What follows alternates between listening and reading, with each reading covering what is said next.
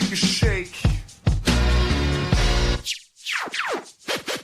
Welcome to Bru Brothas, we're real ones. Complicate craft beer, go talk, let the truth be known. Super nice guy tone. Shit is shell on the mic, nice guy tone. We crash shit, beer cracking in the zone. Break it down, hops, smoke, every style gets shown. From local chops to legends, every pour got a reason. Every shit tell a story anytime, any season. Producer Paul in the back, keep the sound tight, turn it up, raise a glass, Bru Brothas all night. All night.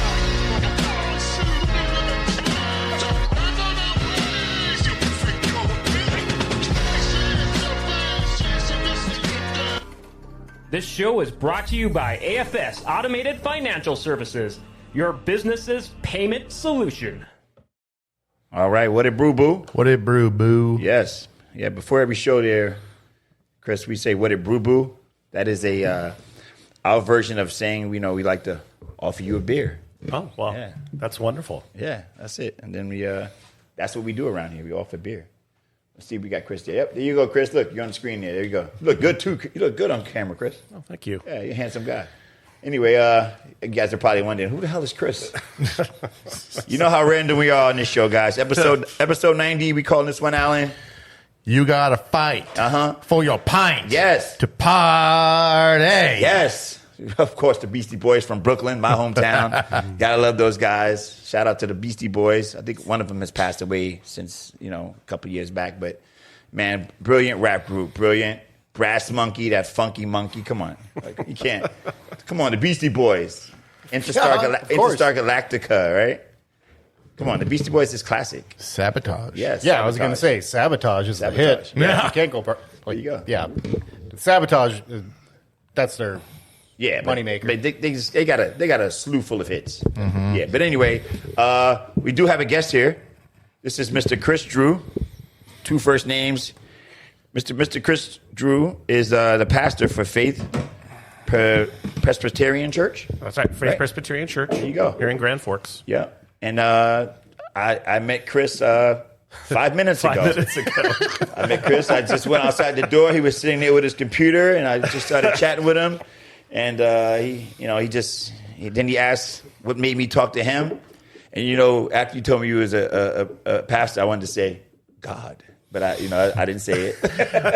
I was more so just baffled that I was working and putting up a title, and then I see you out there. I'm like, you were just randomly talking to anyone for fuck's sake. Yeah. You talk to everybody. And it is just hilarious because there was no shame. I'm like, that man could have been reading a book or just in his zone. That's my personality. And just went out there and said, hey, have a beer. I love people. That's my personality.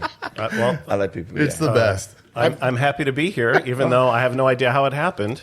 I will say, though, as a pastor, I do have to say it's God's providence that brought me here. There you go. So somehow this is working out for other reasons. But no, it is working out. I'm not going to lie. So I've seen Chris outside of the studio on his computer quite a few times. Yeah, what'd you say? And it wasn't until recently that I found out that you have the church down the way, because I always figured he was just the FBI watching me.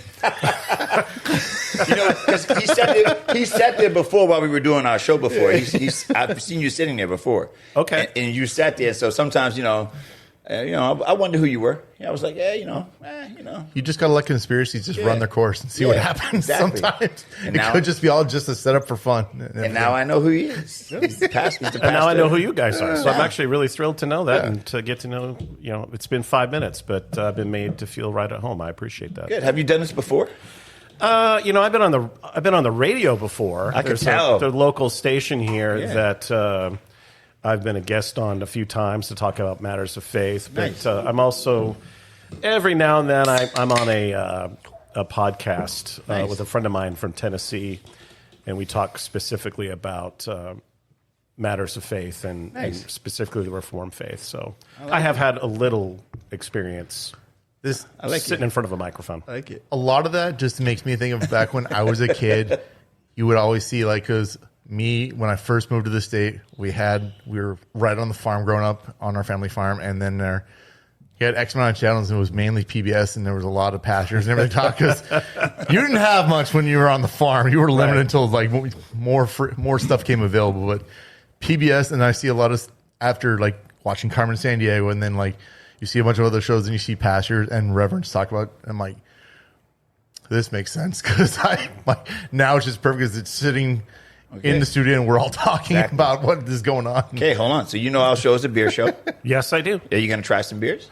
I would love to try some beers. I love it. I like beer. Yeah. What's going on in my life these days? I got Mr. Christopher Drew here, a pastor. He's going to drink some beers with us. I'm That's looking awesome. forward to it. That could only happen to us. See, this makes me want to think I should have brought some bourbon and tequila. Oh, I got a good. He's the bourbon guy. Yeah, he's the bourbon guy. I just turned 57, and my wife was very kind. Congratulations. Happy belated birthday. Thank you. Gave me a nice bourbon for my. I'm a year ahead of you, and I just had a birthday on Monday. Yeah. Well, really? I did. Well, happy birthday to you. Thank you very much. You're a Leo too?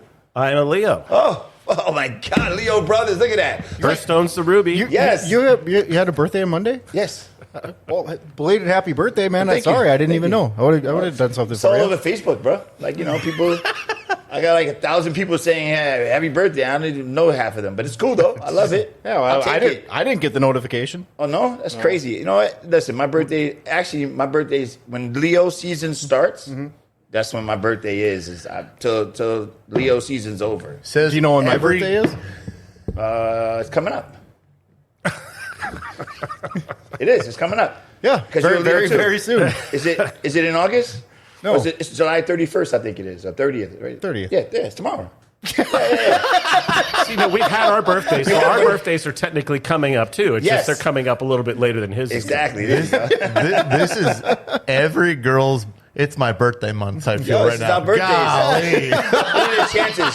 3 Leos in the same place at one time. This Leo season, man. It's like you don't understand. We're really the kings of the world. But I gotta challenge that one, man. Well, I don't know what's your sign again. I'm an Aquarius. Exactly, Aquarius. Exactly. There you go. I just like how you guys have had your birthdays and mine is tomorrow. Yeah. So technically, like, I'm the youngster. You are the youngster. Yeah. Not technically. Yeah, you really yeah, I are. He really is the youngster. What are you gonna be? 40 what? 6. Oh, you're getting up there. Yeah, You'll never I know. catch us, but you're getting up there. Yeah. There you go. I don't think I'll ever catch you. I don't think I'm going to make it to 50. Oh, damn it. Well, let's celebrate now. I'm just gonna sit here as the baby because I'll be 42 in February. He is the baby. Well, you know what? This is what we do in this show. We banter back and forth, and then we just try a beer. And then we always pass Alan our glasses, and he... Let me make a gate. Yep, make sure... Gateway for this. You're the designated He's fair the distributor. Yeah, of beer. he's the distributor of beer. That's his job, actually. His job is to make the titles of the show and pour the beer. Is that beer pink? Yes, It has a grapefruit it's kind a of flavor to it. ruby-colored hue there to we it. go. Yeah, it looks good. And then Alan's going to explain to us what we're drinking. And, that's pretty much how it works. So I like the new glasses. Yeah. the little. These are great. You like the new glasses? This is way better than Thank the you, other thank ones. you. So this is from. Shout out to Deja. You know Deja's the genius behind everything. She got the glasses and then she put the stickers on them. Oh, so you physically put the sticker? Yeah, okay. put the stickers on there. Oh, okay. And they're, I like the big one. they're waterproof. Yeah, if you were to do them again, I'd do the big sticker, not the little one. Oh, So you this like is the bigger, huh? Well, you know what? I was waiting. I was watching the clock to see if it would hit 10 minutes before you said something sexual. Look, and we're at 9. look. Everything's bigger in North Dakota. Everything's big enough. Good. Not yet, Chris. Not Chris. Right. So he's going to tell us what we're drinking. What are we drinking, Alan? This is a collab that we are still working on from Fuller's Ball. Okay. And this is a collab with Oliphant out of Wisconsin and Ven Brewing out of Minneapolis. Right. So this is called Pickling Pals. Pickling Pals? Yep. I like it. It is a rice lager with pickled sushi ginger and hibiscus. Okay. And That's so, your color then. Yeah. So, that's your color there. And that's from Oliphant, which is in Wisconsin. It's a great brewery. And Vin, which is in Minneapolis, which is also a great brewery. So, and we happen to know both breweries very well. So they're nice people. So yeah, and then again, Ben from Brewing is fantastic. And then we just pretty much drink up, Chris, and then you tell us what you thought of it. Okay. Because beer's subjective, right? So cheers, guys. Let's do a cheers. Cheers. Paul's busy. Cheers. Happy birthday. Happy birthday to you too, sir. Yeah. Happy birthday, Shannon. Oh, you really taste the hibiscus in there. You can. Wow. Oh, again, that's where the hibiscus comes. Like if you boil hibiscus down to its base, Yeah. it's a cherry flavor with that nice light pink, Yeah, that's delicious. ruby hue. But I love rice lagers. I think they're delicious. Yeah. The ginger in this is not overbearing, which is solid. I thought for sure it was gonna be like pickles in them. I saw pickling. This is amazing. This When is you actually- pickle that ginger, it gives it the nice. it's actually a really Yeah. good beer. I really like Yeah, this. for a combination. Yeah, I think Yeah. it's pretty tasty. Again, it's not overdone with the pickling of the ginger because ginger is goes a long way, and this was actually solid. Yeah. What do you think there, Chris? I like it. I'm It's different as it is everything different. could be. It's you pour it and you don't know quite what to expect whenever you take anything like this in. Right. I'm not usually partial to more fruity things, but this is actually really well balanced. Yeah. And I like that hibiscus flavor. Tastes great. Yeah, we've had. The ginger balances that out really well. Yeah, we've had. It smells great too. Yeah, it smells great. We've had plenty of hibiscus beers on the show. I feel like I'm drinking a plant. Yeah, you are. Yeah. It's tasty. I think it's tasty as hell. Yeah, I like it. I like it. I do. I think this is something that'd be really good for you, like a day like today. Yeah, nice and hot out. Yep, nice hot, Exactly. nice cold beer, really cold. Yeah, so we also do a lot of sports talk here. Are you into sports at all? A little bit. Depends on the sport. Do you know? I'm not. What's your favorite sport? Oh, my favorite sport. If you had one, Please don't say pickleball. I can play pickleball. At my age, it's one of the sports I can still play. Right. I like football Nice. quite a bit, you- but I also like other things too. I like hockey, which is important to like here in Grand Forks. absolutely. And I love baseball. I lived in San Francisco for about 10 years, and Nice. due to the end of my time there, I spent a lot of time at the ballpark. Yes, beautiful ballpark. I've been there before. Yeah, it's great. Actually, beautiful city. Actually, Right, I great really like city. San Francisco. San Francisco's. I had a really good time there. I remember I was coming from Visalia, California. I drove from Visalia up there, and then I also got to go to the Sequoia National Forest and all Yep, that stuff. yep, So yep, that's great. Yeah, it's an amazing place. I went to college there for a year. I went to College of Sequoias in Visalia. Oh, okay, cool. Yeah, so I went there for a year. So beautiful place. Coming from New York City, I've never seen trees that big before. I was like, oh my God, look how big this tree's like. They're ginormous. I mean, it's just amazing to see something like that. Like that's the creation of the earth is just amazing. I Like, grew I've been up- to San Francisco. I grew up in. yeah.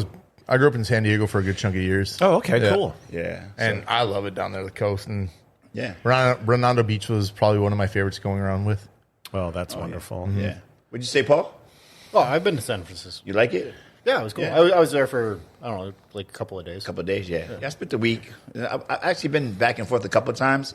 But yeah, San Francisco's cool. I got to go on the Golden Gate, the Gate Yeah, I Bridge saw the and all that bridge. stuff. I saw, Yeah. what was it, like the Redwood Forest or something? Yes. Or, Yeah, I Yeah. lived about 25 minutes. So I lived near Golden Gate Park in San Francisco, and that was about 25, 30 minutes. because wasn't there like a tree that you drive through? Yeah. No, there's one in Southern California that the giant redwoods are in Southern California. Oh, Yeah. okay. But the old tall ones there's a big grove of them, and Muir Woods is Yes. actually north of the Golden That's Gate what I Bridge. saw. Yeah, the ones Muir that just Woods. like reach the sky. Yeah, they're fantastic. Just amazing. So do you have a favorite hockey team? Oh man, I'm treading on. Yeah. I mean, I'm a New York. At the time, let's just say this: I have a Steve Yzerman jersey. Oh, okay. Say in no my more. closet no more. because when I was doing the consulting thing and traveling around, that's when I really got introduced to professional hockey. Awesome. And so I had a friend of mine who actually gave me a Steve Yzerman jersey, which was a treasured possession. Awesome. But then, later on, so I've seen hockey there and in St. Louis, but really Detroit was the team that really got That's me awesome. into things. Yeah. I love That it. era of hockey too, with Yzerman and all those guys, was really impressive. Great team. Great team. Great city. Yeah. I mean, look at that city. Look at that city growing now, huh? Yeah. Yeah. It kind of fell down a little bit and then it picked itself The back last up time again. I was in Detroit, I would be like, "Man, what has happened to Detroit?" But it's Now had a nice little yeah. renaissance. It It's been does. nice It does to have see. a nice vibe there now. So Yeah. that's awesome. You don't like sports at all. I don't watch them. Yeah. I mean, I like them. I just don't watch them. You don't watch them. You don't really I'm watch sports. I don't know, You didn't watch the World Cup? Yeah, right? The World Cup was amazing. Nope. Really? And I was going for Spain too, and they really won. But I'm a Messi fan, but I was going for Spain. I wanted him to win. But I also like other sports. I like cricket a lot. Of course. I love rugby. Oh, I yeah. wish rugby were much bigger in the United States than it is. I'm with you on that. Rugby's a fantastic sport to play, and there's a couple people I work with at Happy Harry's, and one of the girls, she plays rugby in the club at UND. Okay. She's really good, but now she's transitioned out, and she's playing with a league outside of it because she's not outside of the age for UND. Okay. Like a senior club. So Okay. UND has a rugby team? Yeah, it's a club. It's probably a club. So yeah. they have to pay for everything because okay. they're not one of the big ones that gets all the money for them. Got you. So they have to go and do a lot of grinding out in the market to go get donations, fundraisers, and everything like that. Right. Which sucks because I wish it was. I'm like you, Chris. I wish it was bigger around here. It's a fantastic sport to watch. Yeah, well, the last time I was really enthusiastic about it is when we had the All Blacks here to play the United States team, and I was like, "Oh, maybe we'll see what the guys can do." And I was like, "Yeah, we have a ways to go, Like a long ways to go. There's like a really long ways to go." I mean, the All Blacks are just it'd be nice unbelievable. because good. Midwest is big enough for rugby. Yeah. We're big enough people for it. Yep, hardy stock for the Yep. rugby profile. That's crazy. It's only us in Texas that would survive. If you go down to the South, It's a wrap. the South would be the only one that would stand a chance with us. It's like Hunger Games. Surviving, it's us in that district up north, Right. and the South would survive. Yeah. Okay, so I'm going to ask a question for the listeners because I'm Go. sure a lot Shoot. of them are. What was the name of the team? The New Zealand All Blacks Yeah, is the the All Blacks. national. It's New It's the Zealand. national Yeah. New Okay, Zealand. Okay, because all I thought was like It was all blacks It on was it? all blacks. yeah, no, the All Blacks. Hold on a second. That is a reference to their jersey color, which is all black. Not necessarily. Yes, there we go. Those are the viewer discretion is advised. Only he would think it was all blacks. Like, yeah, we got a long ways to go. That comment there explained to me exactly why you had that little button to push when he says something. You know what? I'm going to make a new button when I go, I have a dream. And that's it. That's what the button's going to say. Okay, that was good. No. See, we need the buttons. We need the button here, Chris. I'm so glad because I'm rewatching Boondocks. Oh, you can't on tell Hulu. me that everybody else that was listening that doesn't watch rugby wasn't asking the same damn question. Yeah, they probably was like, did he just say the All Blacks? Now, I will tell you, I actually have an All Blacks jersey at my house too, because It's cool, I cool had ass some jerseys too. Wow, where'd you back score in the that at? well, back in the day when I was a consultant, I knew some guys from Australia and New Zealand, Nice. and that they got me hooked on rugby. There's a place I've never been. And the New Zealand guys got me hooked on the All Blacks, so they set me up with it's an old school. Man, they play All Blacks rugby jersey. at a whole new level. I mean, rugby in New Zealand and Australia out that way is freaking unreal. Norway, all of them. It's just unreal. These guys hit each other it's not harder than guys in the NFL It's not with even- no equipment on. It's not even that. Yeah, It's just scary. the original six. Yeah. Like the Six Nations. Yeah. The original six for rugby. Yeah. That's a different level of animosity. Oh, like my God. Yeah. Ireland, Wales, Yeah. Scots. Yeah. Yeah. I love it. The English, like they are nuts. Yeah. And they play to kill. I love when the Australian Like, guys they- come out and do their little Yeah, but they're not even cheering and dancing and all that. Yeah, but a lot of those guys aren't even allowed. Like they can't. Outside teams cannot play in the original six for Yeah, the they cup. can, yeah. Now you're thinking of New Zealand. Yeah. Actually, New Zealand, yes, they do New Zealand. something called the haka, which Yeah. is an homage to the Maori Yes. people there, and it's a war dance, and it's very intimidating. Oh my God, it's amazing. It's like when you see the Samoans do the war calls. Oh yeah. It's also, but it's intimidating and also endearing. Like it's very because I've seen one where a guy, his wife got her degree, she got her degree, and when she was getting her degree, and he was in the stands.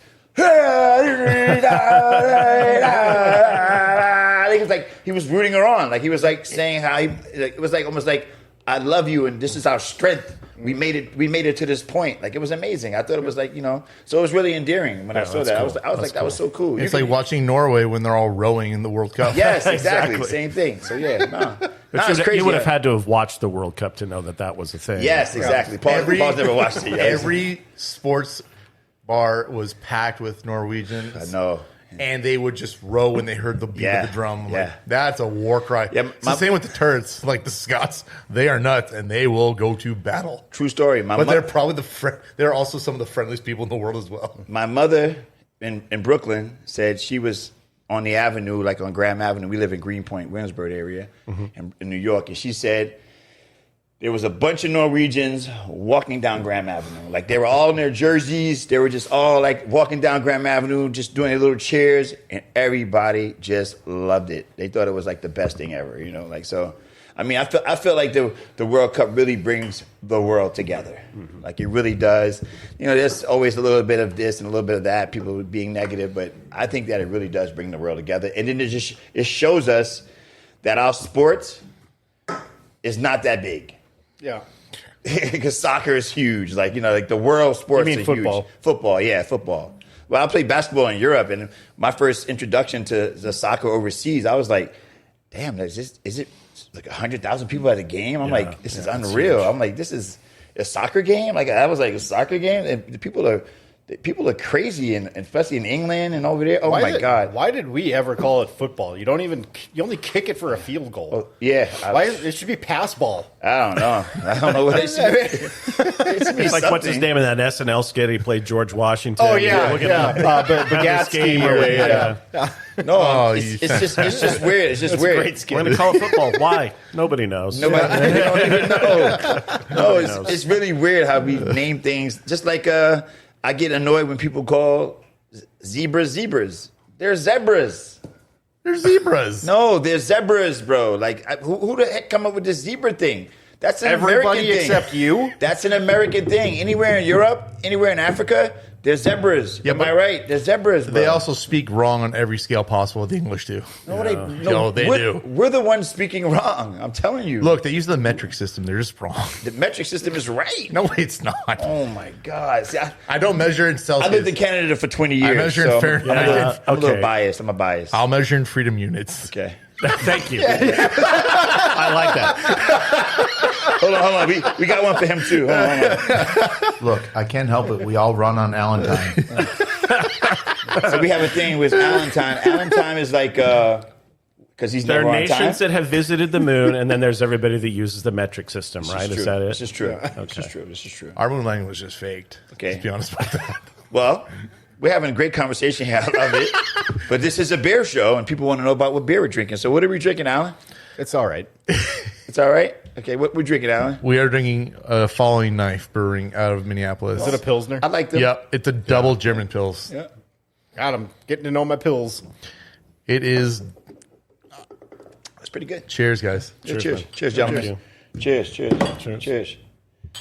I snuck one already. Cheers to new friends, man. We met a new friend here. Chris is a new friend to the room. Now when we come by here, we can say hello and be more familiar. I'm glad I wore the brand today. That was That's awesome. That's a great brand thing. Yep. Yeah, I love it. Look at that. It's very good. I like a good Pils. Yeah. Freischultz. Yeah. That's what it's called. Freischultz. Freischultz. I'm gonna butcher that name Gotcha. terribly.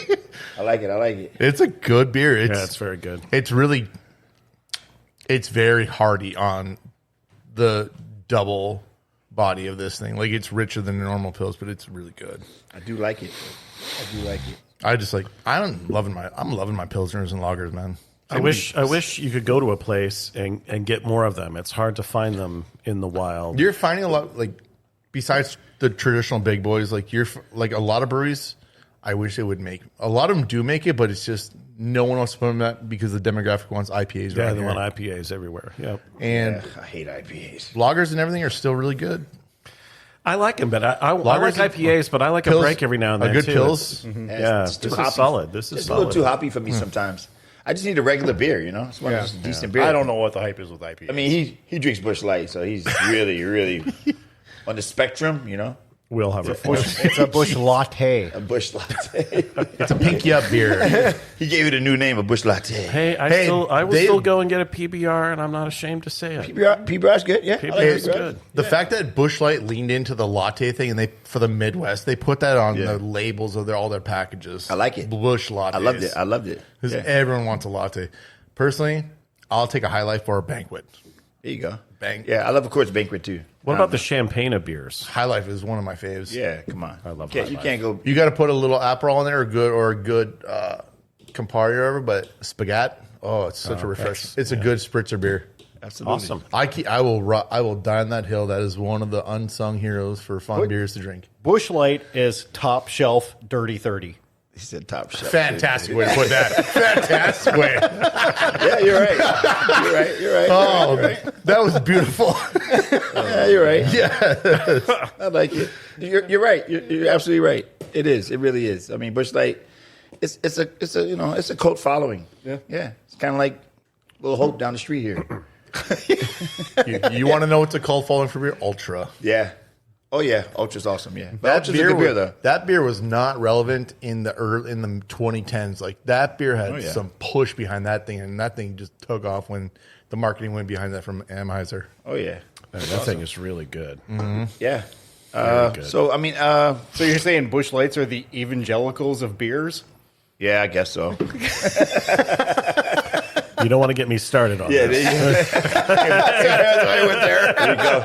If that's the case, you got to say then probably what IPAs or hazies got to be the Archangels. Yeah, probably. So what do you want to try now? We you know what we do? Know what we do have here? What? We do have a mead here. Really? We do. I think we should try the mead, Alan. It's a company from Canada. It's called Brat Cat Mead. It's gonna have a little bit. What's in that? It's pineapple, mango, and what else? It's a pineapple session mead with peach, mango, oolong tea. Yeah. Oolong tea. Oolong tea, yes. I'm actually really good friends with the young lady who brews this stuff. She's a brewer. She's actually an amazing young lady, and she's a really good beer maker and mead maker. We've actually had our stuff featured on the show, but I just happened to grab some stuff. Now that is an interesting color too. Mead, yeah. Considering most mead is like all mead is just honey and fruit, fermented fruit. Right. But My shades are making me not see it. I got it. We good now, though. Yeah, I can see it now. Yeah, Chris, all right. these will still give that mead-esque flavor, that honey, but the way it's been... Think of it like when you're distilling, it looks like White Dog whiskey. Sure. Before it hits the barrel. Sure. That's what you would think of in this, like White Dog before. This is a cool can, huh? Yeah, that's just fantastic. Cool artwork. Yeah, that's another thing I love about breweries. They always make like these cool cans and these great artwork, and they actually, a lot of them get like artists from all over, and a lot of them, what happens is they find an artist that just understands their brand, and they stick with that artist to put out their brand in that same style. So, and some people just have regular labels which make them real simple, but some people put a lot of time into it. This is a lot of time. This looks like they spent some time on that. And the Brat Cat one, what are we drinking? The Brat Cat, what is it? Brat Cat Mead code Kitty's Out. Kitty's Out. Oh, there's a lot of places we can go with that. No, when you talk about the artwork, because this is a thing when I was kind of growing up, and because I went to school for art. Right. And I thought it would have always been cool to get my artwork on one of the Magic the Gathering cards. Oh, you guys know what that is? Yeah. Yes, Yep. of course. Yeah, because if you've ever seen like Magic the Gathering, the artwork on all those cards is amazing. Oh, and those are actual artists. Yeah, like, that's not Chat GPT making those. Each one's hand drawn. Yeah. I love it. Yeah, actually, especially for how fast they can pump out different series. My brother's friend, it was a girl. She actually got her artwork on one of them. I can't remember which one it was, but I mean, it'd be cool. You got your artwork in a game like that. And imagine if it's like a really rare card that people all seek, and then your artwork is like attached to it. That's pretty cool. Exactly. I like it. Yeah. I like it. Well, cheers, gentlemen. All right. Here's the Kitty's Out. Cheers. There you go, Paul. All right. Cheers. It's been a while since I've had a mead. Yeah. Ooh, the pineapple's coming out. Mango. That's all right? Oh, that's delicious. It's That good. is really good. I'm trying to figure out What do you think, Chris? Very good. Very good. I'm getting the pineapple from that and mango on the back end. I'm trying to figure out what the oolong tea is because I know that's Chinese tea. Yeah. Is this a beer or seltzer? Mead. It's a mead. It's a seltzer. So it's going to be a seltzer. It's going to be a mead with like a seltzer-ish kind of backbone, like some style or some degree. I get the pineapple, but it's not over bright. It's a good it's a good subtle flavor. Yeah. It's just kind of like you could taste it, but not a whole lot. Yeah. I like that. I don't. You know what? It's such a science to making beer. Like I always totally respect brewers. We have a sticker that we just give to brewers. It's called the goat sticker, and it's just a goat, and the goat is a mug of beer. Okay. So it's like GOAT, and only they get those. But this is a great beer. Mm-hmm. Yeah, this is a great mead, right? Yeah, I'm under the impression beer is just a happy accident. You know what? It probably is. Are these expensive? I'm gonna guess this as a 4-pack is probably gonna be $18 to $20. Yeah, I was going to say. Just because it's a mead. It's The a meads mead, aren't yeah. cheap, No, they aren't. but also it's Canadian, so it's probably gonna be like $35, Yeah. 36 for a 4-pack. Like No, that. no. It's only like $18, 20 In Canadian. in Canadian dollars. Yep. Yeah. I think this is like $5 a can. Wow. I'm trying to That's not bad. I mean, Maybe you go by no. bar. Actually, no. What? Actually, no. I'm wrong. It's $3.95 a can.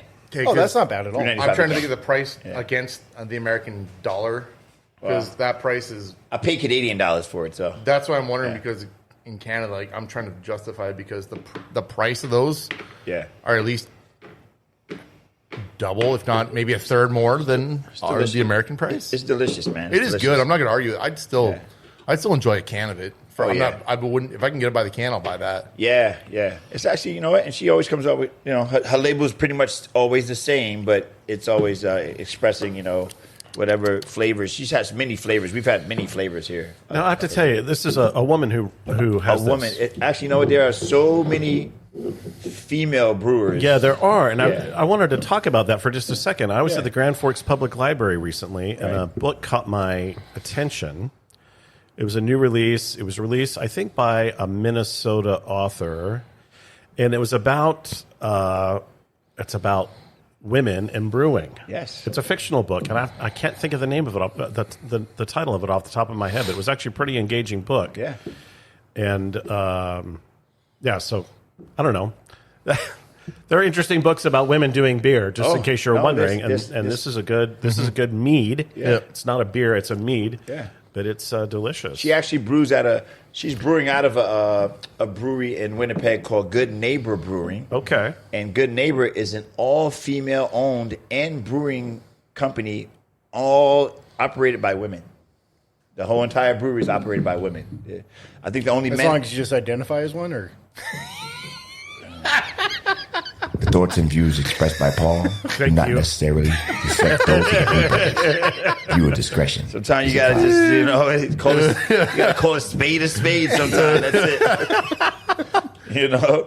But no, but it's a great brewery, and they brew a lot of beer. We've had lots of beer from them. Remember the Gatorade? oh yeah, Yeah, they have a beer called Gatorade. It's actually a really good beer. Good flavors. We got some good flavors. Hold on a second. Okay, I got the book. In case damn. All right. Okay, the goddamn button is when a really beautiful woman walks by, and she Okay. walked by, and we just gave her flowers. I can't comment on that. Are you As married? a minister of the gospel. Am I married? You're married Yeah, too? I'm married, 5 children. Oh, awesome. And how many grandkids?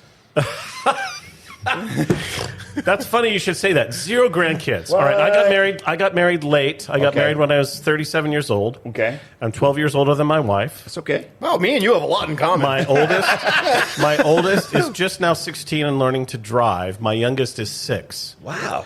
Now, You got a 6-year-old? I had a 6-year-old. my oldest is 13 and my youngest is 2. So the funny story is, I was on a family vacation with my wife's family.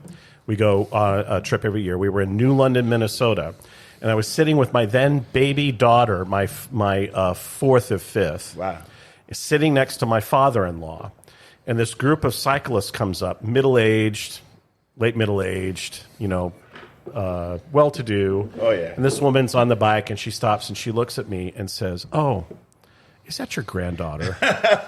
And her grandfather, who is sitting next to me, is dying.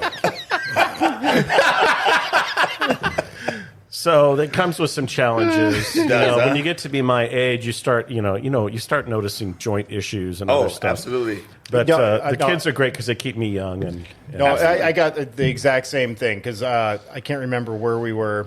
I think one of our dogs got loose. And so the girl that got it, I don't think it's exactly that, but basically, long story short, so the lady finds my wife and she says, even though I already told the lady that my wife is coming to get them, the girl apparently told my wife, she's like, "Yeah, so I talked to your dad, And Yeah. Oh, wow. Dad. Wow. my wife is 11 years younger than me. Okay. Too, so, yeah. Oh, okay. Yeah. See, a good comeback for your wife would have been. Yeah, she just milks it all She the laughed time. at that. She laughed, right? Oh, yeah, she says it all the time. You're I mean, like my dad. whenever we go out, it's always that. It's Whenever like, we oh, want to make people feel awkward, we tell people when I was a senior in high school, my wife was in kindergarten. Right. Yep. Right. Exactly. Yep, exactly. I mean, my lady's 10 years younger than me, so I get it. Yeah. I mean, listen, I mean, I would never marry at that age, back then, but, Hey, Josh Duhamel, his wife is like 22 years younger. Yep, that is true. And they just had a kid. Stunning. Yeah, I mean, I think there's limits to it. I just feel like that's a little creepy, That's a little bit, but, who am I to judge, That's the problem with the world. We judge too much. Mm-hmm. What does Josh Duhamel's world have to do with my world? Absolutely nothing. God bless you, Josh Duhamel. He seems like a great guy. Yeah, actually, I met him before. Nice guy. I do like the fact that he's more happier with North Dakota, seeing he's from here. Yeah. But he's been quoted as he wants to pump more stuff into North Dakota and do more work for North Dakota. Like, Everybody is fleeing California. oh, I know. Like, In droves. Oh, yeah. Like Hollywood is becoming like the B list now. They all these actors are like trying to like create like their own studios and everything. yes. everywhere And else. in terms of like leaving, it's California and New York, and then Massachusetts. They're all leaving towards the Midwest and the South. Like they all just want out because they want more opportunity and they want more like freedom. Well, and it's also because it's pedophileville and That too. everything is just going completely so woke out there that they want out. They don't want to be established with it. I would never move back to New York City. I would not move back to San Francisco. Right, I would never move to New York. California You know would be what? a death sentence. I see Like some- just out there living alone, and the cost of living would eat everyone alive. I've seen some videos in San Francisco, and man, the crime has gotten really bad, huh? Well, yeah, and it was not good when I was there, and that was a long time ago that I was there. I mean, I see people just breaking into cars. Homelessness was bad. Yeah, I mean, when I was visiting there to relocate, I grew up in Salt Lake City, Utah. Oh, wow. And my first big move away from home was to San Francisco, California. Culture shock. Right. But the first week I was there, I had a rental car for a short period of time, and not within 3 days it was broken into. Oh, yeah. My stuff was taken, and it's just gotten catastrophic. It's a real shame. You just leave your car open and don't have nothing in it. Just leave it don't open. have nothing. Yeah, Yeah. You learn like right many- away. Don't keep anything in your car. It's like Minneapolis. Yeah. It's just turned into a complete shit show. Yeah, sometimes I do hate driving my vehicle to Minneapolis because I'm like, oh, God, I just leave it open, like nothing in it. I don't trust anyone. I will Yeah. lock my cars on. Yeah. I will All lock my these- doors on everything. People are just getting worse and worse. God, all these leftist policies. Thoughts and views. I was expressed by waiting to Paul see if that would do go not that necessarily direction, and it reflect those of did. the Bru Brothers. I like the focus. Viewer discretion. I figured Yeah, that. he knows how to get the button pushed. Did you end up finding the book, Chris? I did actually. It's called The Lager Queen of Minnesota. I have that book on my phone. You have that book? Okay. Audiobook. So did you suspect that was the one I was talking Yeah. about? Yeah, yeah. Who's it's the by a guy author? named J. Ryan Stradal, Stradal. Okay. And I thought it was a good book. My wife read it too. She thought it was Okay. Okay, my wife is more of a literary person than Gotcha. probably I Okay. would be. But Awesome. I enjoyed it. I enjoyed the local hook, and I enjoyed the kind of the I think there's one called like the Rice Queen. yeah, something like that. Yeah. Yeah. And it's interesting with the whole concept. Yeah, I've got a few books, like the one from the head brewer from Brooklyn Brewing. Okay. He is got one of the best breweries in the country under his hand right now. Beautiful brewery, too. It is Beautiful. but he's one of the most respected brewers in the game. Yeah, he is. Besides like other big dogs out there, like Gary Fish, who started the Shoots, Sam Calagione, who has Dogfish, Yeah. Jim Cook, who has Boston Brewing, and a chunk of others. But I think he's the first black brewer in the country. He's good, yeah. Oh wow. On the big scale, like he's On the in big scale, right? Yeah. in terms of volume and how well he's grown his brand and how well he's got such a high level of knowledge for brewing. He's in the top. I think they're within the top 20 always of largest breweries in the country on a production scale, because their lager is fantastic. It is. And I wish we can get it out here, but on a large scale, his lager is cheap, delicious, but they kill it with a lot of other big breweries too. On that economy book, size. That book is funny because I was thinking of that book the other day because Schlitz just shut down. Yep. Yes. And one of the feature breweries in the book is what is it, Blotz or something like that? A name sort of reminiscent of that, and their fates are sort of shared, and so Because August Shells is one of the original yeah. breweries in the country. That's one of the oldest ones. Yeah. Besides them, Leinenkugel's, Yep. Yingling, which will be in the States next year. Yeah. In this state by next year, hopefully. Oh, really? Yep. Yeah. That would be good because I have people back east who go on and on about Yingling all the time, and I'm like, I finally get back east and have Yingling. I'm like, we need this in the Midwest. Yeah. So I'm glad to hear that. It should have been here by now. It should have been here by 2019, but that was not going to go the way they wanted because they made the dumb decision. And I'll keep preaching this. They started up a second facility in Fort Worth, Texas. Uh-huh. And the cool thing about that is they took an old armored Humvee truck and refurbished it, and they made it like the Yingling brewery and everything like that. They put their recipe in a sealed lockbox and drove it down to Fort Worth, Texas in that Hummer, old H1 Hummer, just for the sheer fact of publicity. Right. But they started there. Then they made the dumb decision, which they went to the West Coast, and they saturated the whole West Coast, which is stupid. Yeah. You should have just gone up the pipeline from Texas to the Midwest, and you could have equated the number of North Dakota, Minnesota, South Dakota, Wisconsin. Yeah, we drink a whole lot more beer than everybody else. And Chicago. That brand would work much better in the Midwest. Those could have equated the first original 22 states in volume and sales, and without even trying. You could have taken 4 or 5 states and equated 22 states in volume in the shortest amount of time ever. Crazy. And we would have been better off because there's so many beers on the West Coast. Like, it's not even... Yeah, it's kind of a nightmare it's a hyper-competitive fight. environment, and distributing beer is especially not in easy. California, Oregon, Oh my God. and Washington. So those are many beers. hyper-competitive states. Yeah. So what are we drinking? So we're drinking from Moore Brewing out of Chicago. Oh, yeah. Which is a really good Moore. brewery from them. Moore makes a really great beer, but they make really great dark beers too. Yep. Okay. They do. But So this this is is not a dark one, yeah. so this one looks like this is like SpongeBob. Yeah, pineapple. It tastes like SpongeBob. How would you know how SpongeBob tastes? Did you just get drunk and eat a sponge off the table? Yeah, right.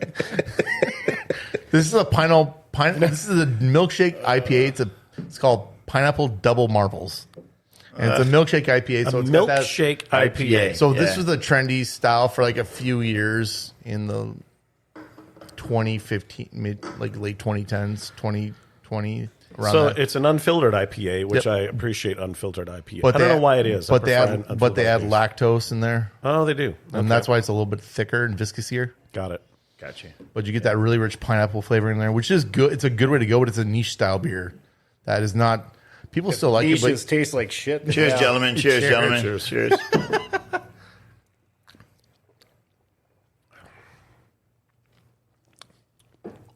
It's not bad. I'm a fan. It's not bad. It's a decent beer. If breweries can make this style really well, I'm appreciative of it. It's good. It's all right. But I understand why it's a niche because it's heavy on the lactose and It's a it's niche. thicker than normal. Yeah, it's the same as like a black IPA or a red IPA. It's that niche characteristic. You're hitting towards such a small demographic. Like, there's no point in making them except for like short productions, and you pump it out to like very limited people that want it in like the nerdy categories of brewers. Oh, yeah. I would say there would be definitely an audience for it. Yeah, But it's not me.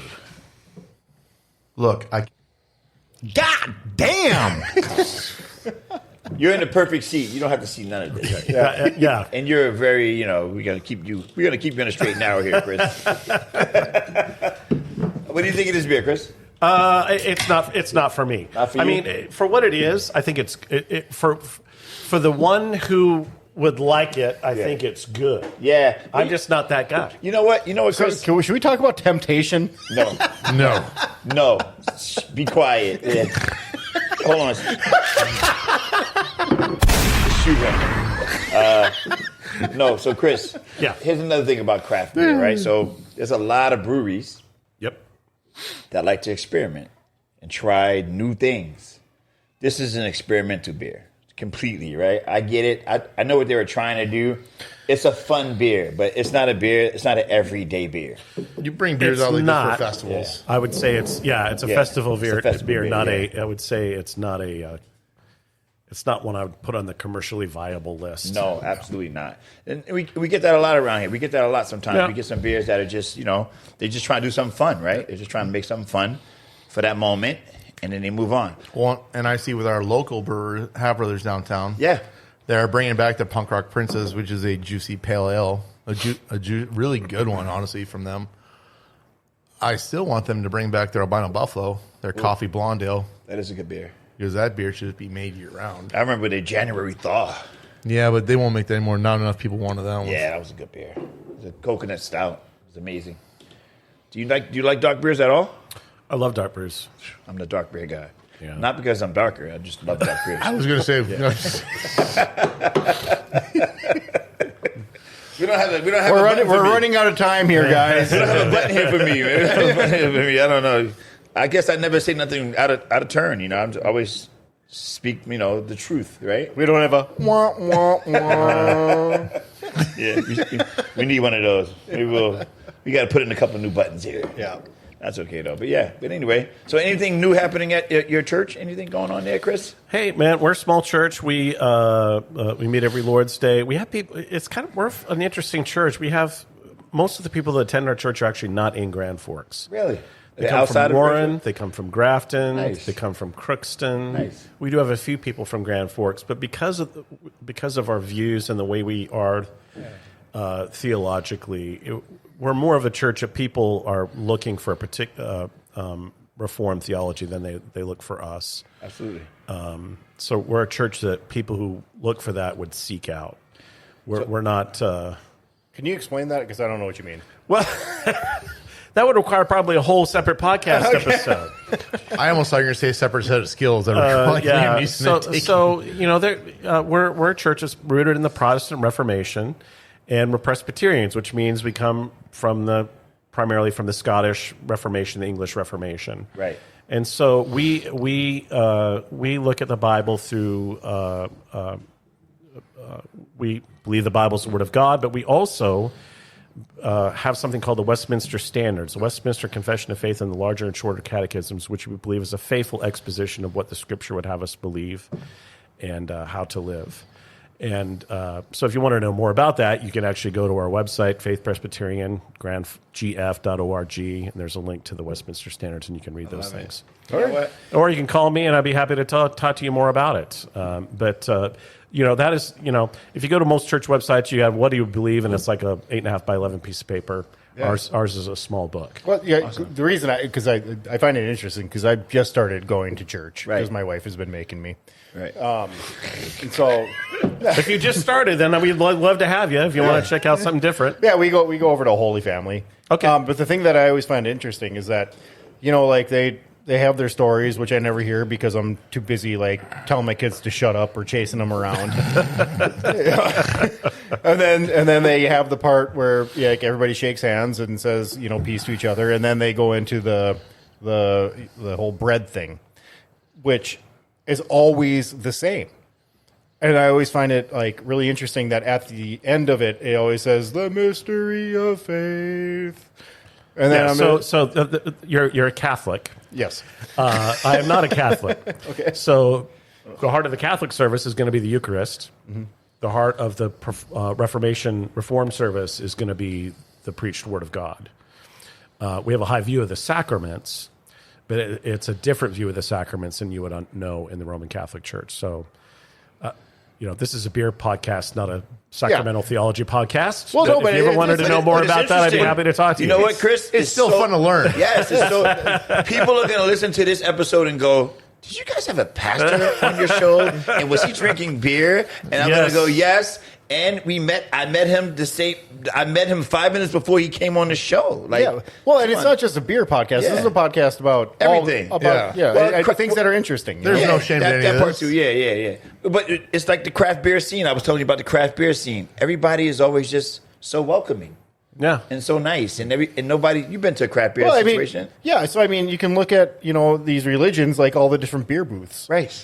Same thing. Yep. Because all these different breweries, they all have their own religion. their own craft beer religion. Yeah, exactly. Yeah, so like that's kind of why it ties in. Yeah, I like it. It's true, but I would also say that Christianity is more rooted in the fruit of the vine than the fruit of the. That's a bar. That was a bar. That was a bar. That's what I need. I need a bar button. So this is not a wine bot podcast, so what you're saying is they're the big boys on camp. They're the big boys on camp. That was a bar. They're the Amheiser. Hold on a second. Repeat that. They're the InBev Amheiser. I don't know if I could. What'd you say? What'd you say? Repeat that. You remember what you said? Well, just in the church, the fruit of the vine is a more prominent part of our life together in the church than the grains. Crazy. Yeah. That just made, I love it. Okay. This is what you get when you have a pastor on a beer I love podcast. it. Listen, you know what? Yeah. I mean, heck yeah. Yeah. we could. I can go get. I have some nice bottles of wine. We can have Leave it some to wine me. conversations. Yeah. You could do that. Yeah, I'm a fan of wine too. Yeah, we love wine. We do craft Bourbon. beer. Bourbon, yes. Are we going to be bougie? We get a little bougie. We should get know bougie it. and fancy we after should do hours. a whole wine show. We should really do. I love wine. I do too, but getting wine fun we should is do wine. We should do wine and chocolate. wine not. Wine not. I like it. You have a button for that? Yeah. Use the button. God damn. Well, maybe not that one. I can't help it. We all run on Allentown. Shoot it, No, wine not. you want to know how much I love wine? Like I love a good Pinot Noir, Merlot with a steak, to bring out the juices. But like I've had Opus One, which is like over $100 a bottle. Yeah. And when I tasted it, I was like, God, this tastes like every other wine that I've drank, and I just love it.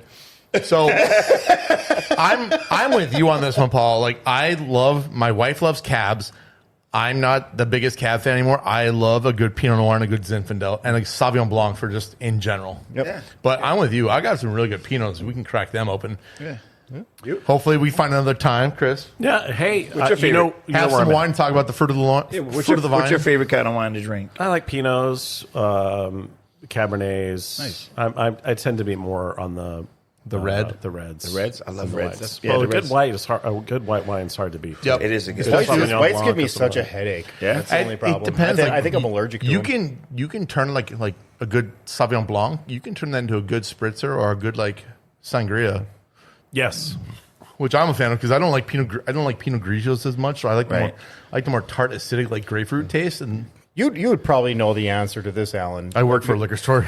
That's what I was going to say. Yeah. So I get massive migraines if I drink white wine, and I think it's because was it the tannins? the tannin, from the skin of the grapes.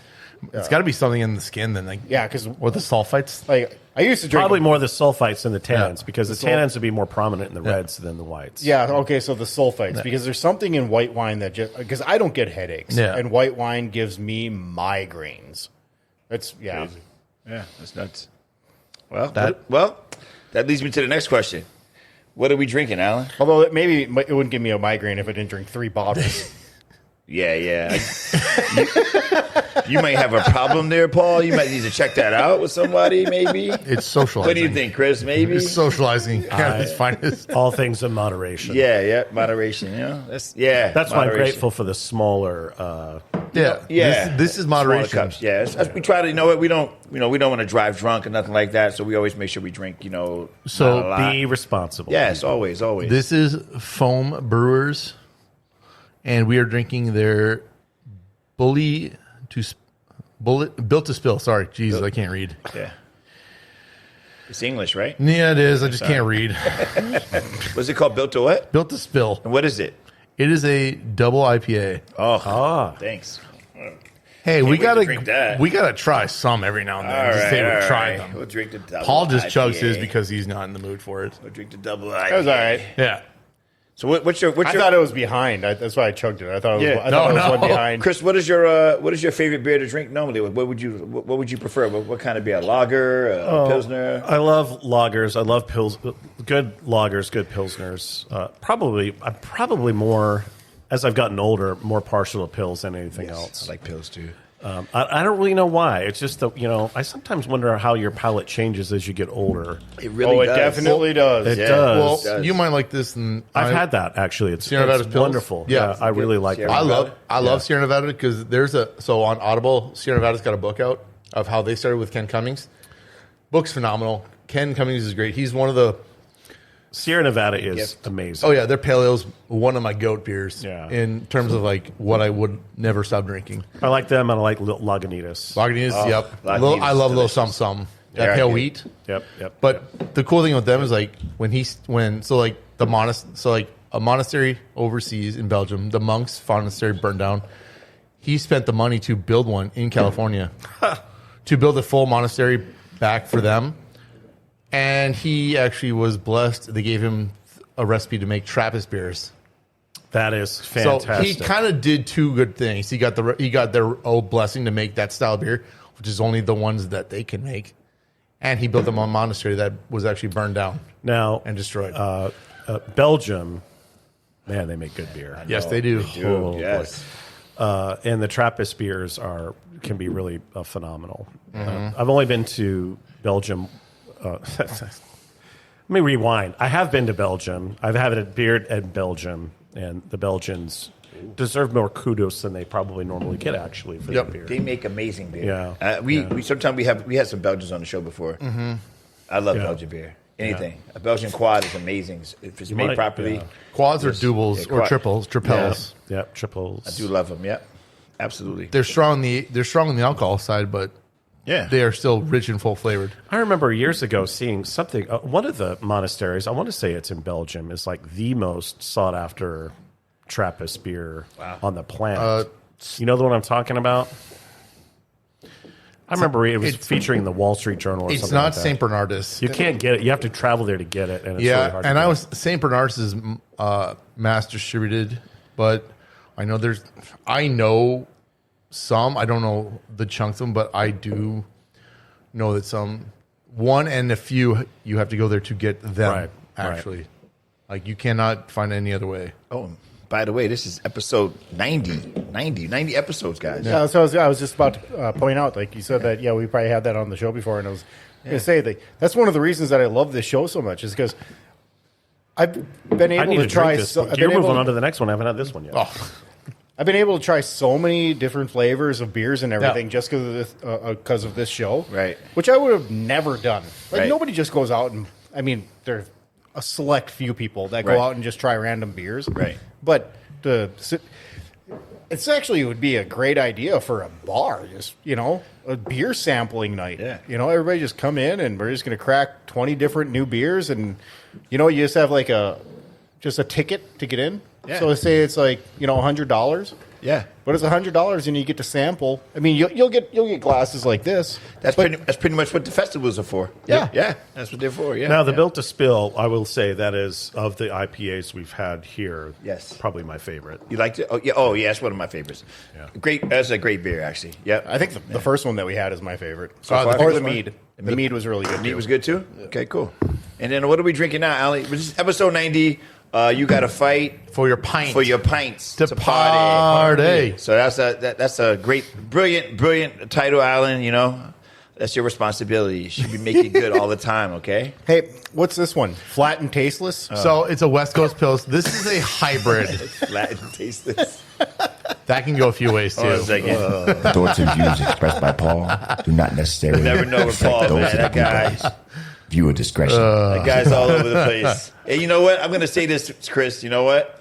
There's two things. I'll never see him this quiet usually, right? Okay. Now, you found his kryptonite? There was one thing that kept him quiet for a little bit, right?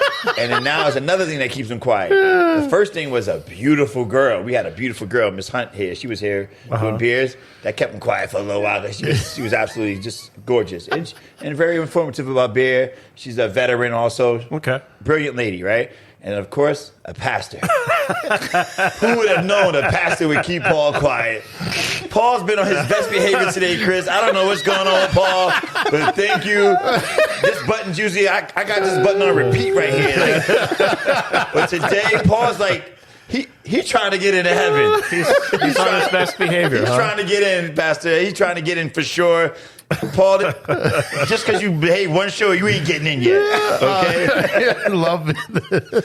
He's trying, though. He's trying. Yeah. Every now and then you got to put him on the spot. What are we drinking, Alan? So we're drinking Flat and tasteless. Flat and tasteless? Oh, God. Oh, If man. this was the actual name of the beer and you just guessed, I'd be so mad at that. So this is from Sucrums out of Canada. Yeah. And I've had issues with this Sucrums because they're very up and down on a lot of stuff they make. They're decent, but they're not going to blow me away. Some have okay, this was good. Right. So this is Village Music Fest, and this is a West Coast Pilsner. West Coast Pilsners are like IPLs, which are India Pale Lagers. Right. It's a hybrid style. So Right. it's your traditional Pilsner and a West Coast IPA. So you hop this up to a decent level, and then you make it, it's a lager body, but you hopped it up to that sharp, crisp tone, so you get the nice, bright, aromatic nose. Right. You've got the nice, crisp, robust front, and a nice, smooth back finish. Like a traditional Pilsner should be with that breadiness, the nice malt. Smells bready. That nice malt tone, that biscuity flavor, the little bit of dough characteristics. Right. Cheers, guys. Cheers. Cheers, gentlemen. Yeah. Cheers.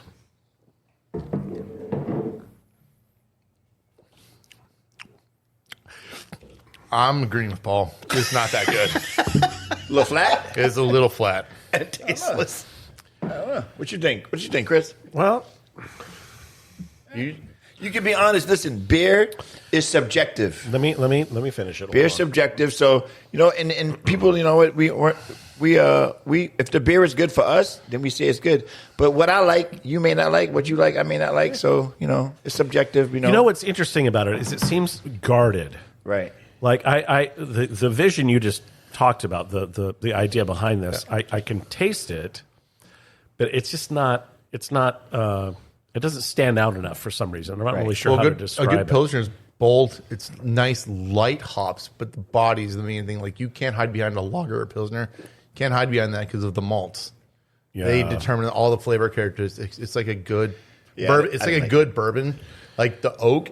However, distilling is the same across the board. You can distill it to the way you want, but when you let it sit in the barrels, and depends on which ones you pick, determines what flavors you pull from the wood, and you extract in memories come in, and when you drink it, all those memories flood in what you should know, and then new flavors pop in as well. Yeah. This one, if you were to set it before me, I would just say it was an IPA. Yeah. Yeah. So when you mentioned that was sort of this marriage between the Pils and the IPA, I was expecting something a little different. Yeah. Yeah. But it's okay, but it's a good start. It's not. You guys don't have to defend it. I'm not. I'm just. I'm trying to be nice. Hey, man, you know what? Listen, not every beer we drink we're gonna like, and shout out to Sucrums and any other brewery. Yeah, no. we love you all. You guys are doing something that we love, but we're just giving our own opinions. Yep. You're selling the beer, and if it's moving out the door, you're doing a good job. If you're going to say it's going to be a blend of a Pils and an IPA, I expect something more distinctive than the IPA I get from it. Yep. I guess that's There what you I go. would say. Exactly. Untapped gave me a badge from checking this beer in. It gave me Pilsner. Oh, a Pilsner badge. Yeah. There you go. This is my you got best. here? This is the best Oh, yeah. drunk encyclopedia ever. Yeah, I think it's cool. Well, we got time for one more beer. Yeah. Because this is our show. We came in to record today, talk about the All Pints North. The All Pints North is going to be this Saturday, August 1st. Yep. August 1st at Canal Park. Is it Canal Park?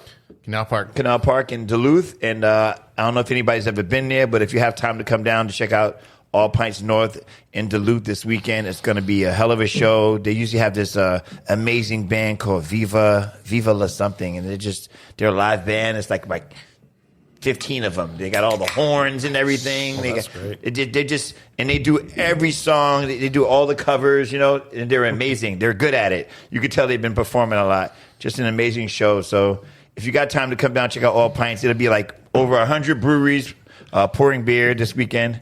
And then, of course, the big surprise is that All Pints North is no longer going to be in Duluth anymore. This is their last year. This is their last year in Duluth. Yeah, they're moving to Bemidji. Wow. Which is closer. Yeah, Nice. but yes. the reason I'm not. Bemidji had better figure out what Uber and Lyft is fast.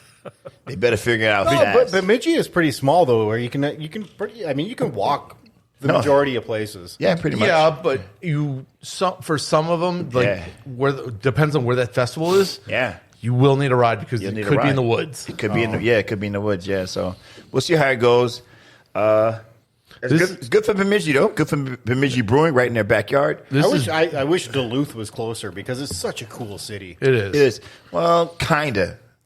Yeah. I mean, I like the big bridge and Yes. the ships going through Amazing. and all that. Yes, kind of that's stuff. amazing. Yeah. Driving, no. if you could, Gooseberry Falls is great to go camping and hiking through, but I would love to go up there during the winter because I want to see some cargo ships coming in, break the ice when they're coming into port. Yeah, That'd be cool. I've actually stayed in a hotel that's overlooking right on the water there. It's amazing. I love it. Yeah. It's just an amazing feature of what man made.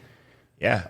Of a giant vessel coming through, watching that thing just nonstop. Yeah, it's it pretty is cool. incredible. And then right across the bridge in Superior is Earth Rider. Yep. Earth Rider Brewing, and there's a couple other breweries there, but just amazing places. Yep. I like that area. It's kind of like my grandfather used to work on the docks. He was a longshoreman. Oh yeah. And it just reminds me of going to see Grandpa at work. Going to see. Where was he a longshoreman? In New York City. Man, that is cool, dude. That's super cool.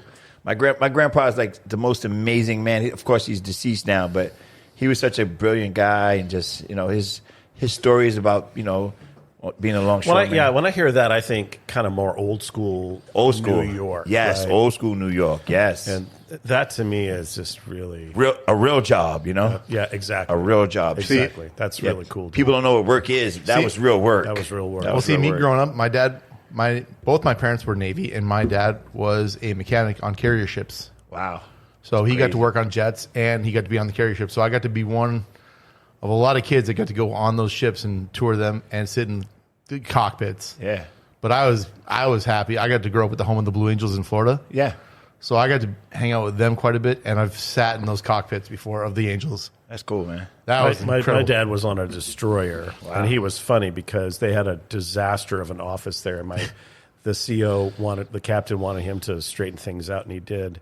Absolutely. But he did it with a funny thing where he had gangway privileges. Wow. So that the first person off was the captain and then him, and it drove the chief petty officers absolutely nuts because he was just a seaman. That's awesome, though. That's hilarious. Is your dad still around? Oh, yeah. That's awesome. How old is he now? I think he's 85 now. Yeah, my dad is around 83. Yeah. My mother's going to be 80 this year. Yeah, my parents are actually doing really well. They were Yeah. just up here a couple of weeks ago. That's awesome. I love it. So like when we were overseas, we were stationed in Guam. My mom's boss during our time there, he was asking my mom because she has the challenge coin, right? A traditional naval challenge coin. Wow. She had to give hers up to her boss, to her officer. With my mom's office. Both my parents were E8 Master Chiefs. Okay. So she was one of the only few that has a challenge coin. She had to surrender hers to her boss. Oh, wow. She made a deal with him, and the deal was she had to get her a brand new challenge coin back, and it had to be engraved. So it's got her name in it. There's a lot of wheeling and dealing I found out that goes on with certain of these billets. My dad was a wheeler and dealer. He had unbelievable. I have both my parents' challenge coins. That is fantastic. I have both. My sister doesn't have them. I do. So I have a lot of I have a lot of cool swing in that sense. Cool. That's cool, man. But it's a decent bragger. It's like not many people can have the challenge coins. That's awesome. My dad worked all kinds of deals. He had his own audio things through the central ship. He had his own laundry service. Crazy. He's a hustler. He worked the deals because the captain wanted that office in order. Yep. Last beer of the show. And of course, we want to thank you, Chris, for joining us, man. Thank you for joining us so much. That was this awesome. Is great. Yeah. This exceeded all of my expectations for this afternoon. Really? So thank That's you awesome. for having me on. Yeah, you know what? Just random things happen in the world, and I'm gonna say it was him. I think you're right. It was him. It made me come out there and say hello to you, and that's just who I am as a person. I just like to meet everybody. And, I like meeting people too. Yeah, so it's awesome. But what are we drinking, Alan? Last beer today. I hope you're not allergic to anything. You're allergic to peanut butter? No. Okay, good, because this is from. Those are only Gen Z kids. Come on, Alan. This is true. I'm not a. Yeah. This is true. They're allergic to everything. Yeah. So this is from. Because of the vax. The thoughts and views expressed by Paul do not necessarily. I love that. That was good. I knew that was took really. the fifth all day today. Yeah, He took the fifth all day. Over 100 times. Oh, Halloway was butchering him. Oh, it was God. great to watch that. Go for it. What are you drinking? So this is from Covert Artisan Ales out of Sioux Falls, South Dakota, and this is a veteran-owned and operated brewery. Yeah, they make great beer. They do make phenomenal beer. So this is their after-school special, and it is a peanut butter Concord grape marshmallow fruited sour.